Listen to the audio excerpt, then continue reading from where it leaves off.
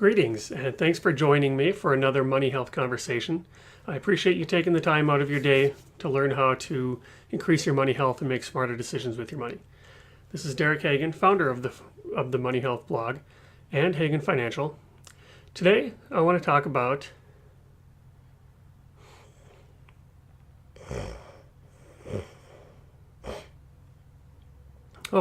sorry.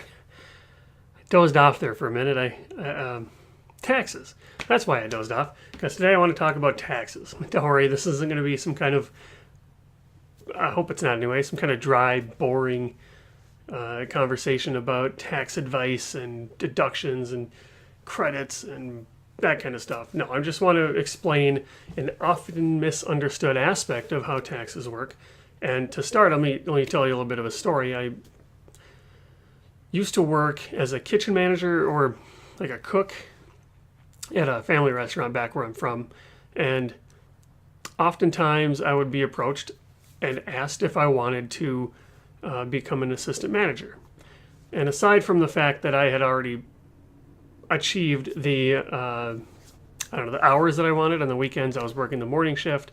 I worked, the nights that I wanted to work. I had a pretty good schedule set up, but in my head, I used to think, well, if I take this promotion and I get more money, that means I'm going to be bumped into the next tax bracket.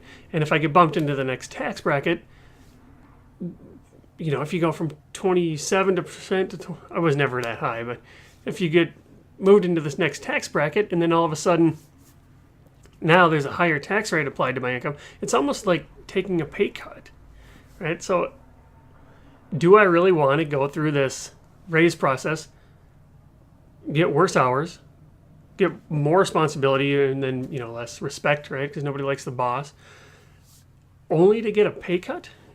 That didn't make any sense to me. I never did it because I had a complete misunderstanding of how these tax rates get applied. So there's no bumped into the next bracket. Let's get that clear. There's no, if your income surpasses a certain level, and by income, I said I wasn't going to get drawn out and boring, but I do need to make sure that, I'm talking about taxable income here. We're just going to talk about income just for sake of argument. I'm not trying to talk about the wizardry of getting your gross income down to a small taxable income. That's a whole different discussion. So we're just talking about money that gets taxed. That's taxable income. So, if your income level crosses a threshold and you're into a new tax bracket, that doesn't apply to your whole income like I used to think. So you got to think of this like a tax waterfall, or you've got your income coming down in a stream like from a waterfall, and you got a small cup, right? So you got the small cup, and that income is coming down into that cup, and that cup is, say, the 10% bracket, the lowest bracket.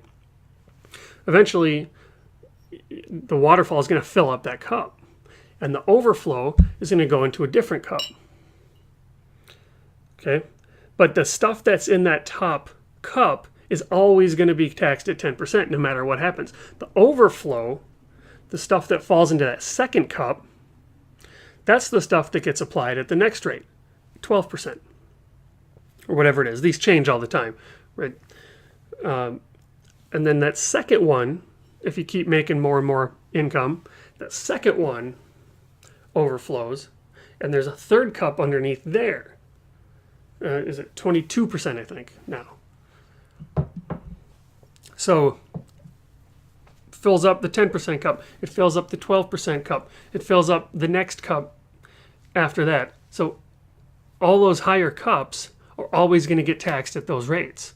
So my confusion when I was considering job options back in high school and after high school was that any new money isn't going to change all the stuff up top that was being taxed at those smaller rates. Any new money that I would have got would have been applied at the bigger rate, but it doesn't change any of the income that I had gotten before.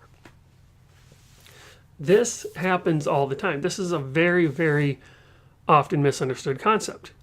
People people of all walks of across the wealth spectrum and the income spectrum get confused about this. I was sitting in a client meeting in my past, and the clients had a stock. This is getting a little technical here, but they had a stock that did really well, and it was under less. It did really well in under a year. So if they sell it, those gains count as income, right? And the husband of the family said, well, I want to lock in that gain, but that might push us into the next tax bracket. Okay, that means he thought, like I did, that this was a bad thing to do because it's going to affect all the rest of their income. Not true. That's not how that works. Remember, if they get that extra income, more might fall into an existing cup, or it might even overflow into the next cup. That's what he was worried about. But it's just the money in that next cup that gets taxed at that higher rate. Very, very common confusion. And it's because of the jargon. There's this concept of marginal rates. This is what are published. This is the 10, the 12, the 22, the 25, or 24, I think. Whatever those numbers are, those are marginal rates. And if you forgot your college economics, margins means the next, incremental. The incremental dollar gets applied at those marginal rates. Marginal, it talks about all the time, or it's talked about all the time in economics. That's, you get more benefit or more satisfaction from the first dollar or the first beer or the first piece of pizza than you do from the 10th, right? That's that diminishing marginal returns. All right, I'm getting way into the economics weeds here. Maybe I'll start a new channel, Derek Talks Econ, or Econ Speak with Derek, or something like that. Nobody's going to watch it or listen to it, but I might do it anyways. So, marginal returns. The next dollar, right? The waterfall, where does it go next? Where does it go next? It has nothing to do with everything else. It's just the next dollar. What is the next dollar taxed at? Versus effective. An effective rate is how we think about taxes. So there's the rates that are published, those are marginal rates, and then there's the way we kind of think about it, which is an effective rate. That's when you just take all the tax that you owed, you divide it by your income, and on average you paid whatever. And it's going to be an average of all those marginal rates.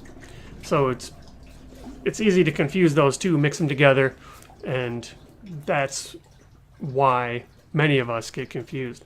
So the considerations, what you want to consider, is not like I did it, not like that client that was on the other side of the table. We don't make the decision thinking, if I do this, is that going to knock all my income into a bigger rate? It doesn't work like that. The consideration should be, is this next project that I want to undertake, is this next second or third job that I want to do, is the second or third business that I want to start, that new income is going to be taxed at whatever that lower bucket is. So rates are lower now, so this isn't going to be as big a deal. But if I'm already in a high rate, I can maybe start a new company or take on this new investment, and by doing that, I get to keep 60 pennies on every dollar, or I get to keep 80 pennies on every dollar. That's the way to think about new opportunities and new income sources. Not, is that bump into the next rate going to affect all of my income? So I hope this has been helpful for you.